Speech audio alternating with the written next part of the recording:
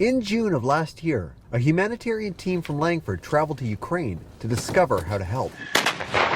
A country dealing with a Russian invasion, it was quickly identified that feeding the people displaced by war was that country's most urgent need. As a result of the first trip, we fed over 81,000 displaced women and children in Ukraine, and I think that was a great start. While in Ukraine on that first trip, the team met with local mayors in smaller municipalities surrounding the city of Lutsk. And tell our school board that one of the biggest needs is bomb shelters in their schools. As well as a local school district, unsure if they would be able to return to the classrooms in September due to the ongoing war and a lack of adequate bomb shelters. The team then decided to begin to establish a partnership between that Ukrainian school system and SD62. Maybe I can just start with telling the students and staff a little bit about the Sioux School District where I'm from. During the team's recent trip, Ravi Parmar began to build on a relationship that began 7 months prior. Some letters written by them. These are letters written by Wilway Elementary School children to those in Ukraine. The goal is to continue a dialogue between students half a world apart.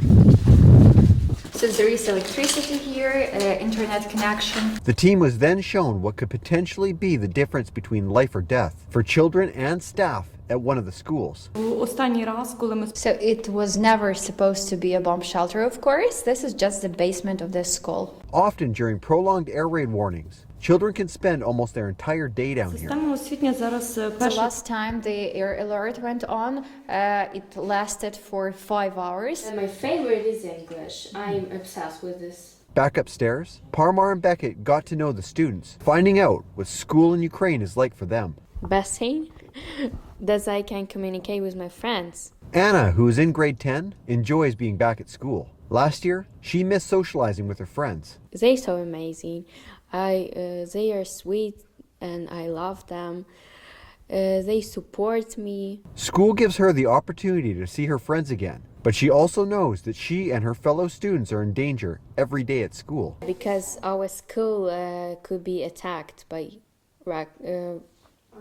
rockets, yeah. It's an unimaginable reality, one that these students have become accustomed to. The following day, the team travels north, just 30 kilometers south of the Belarus border. The war influenced children a lot in the ways that they had to become more grown up. And now they behave in a different way, which is maybe not very common for children. Downstairs, another basement converted into a bomb shelter. And the children, they are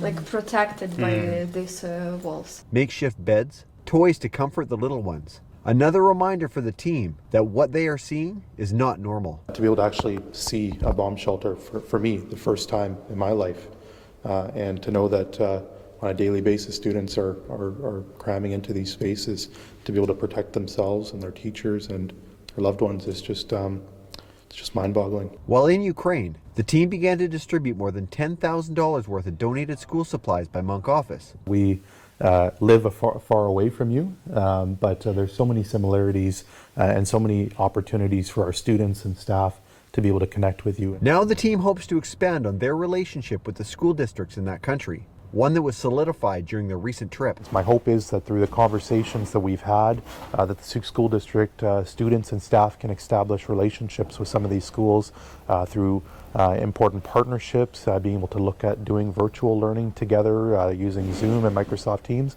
An invite has also been extended to each of the school districts to bring 2 Ukrainian students to Vancouver Island for a 2 to 3 week stay. I think it's going to be really important for those students to be able to get a chance to experience what the school system's like in Canada, but more importantly, what a learning experience for our students as well. On behalf of them, it's my honor to be able to make the trip to be able to present the event on their behalf. Building on a relationship that began here in a classroom in war-torn Ukraine.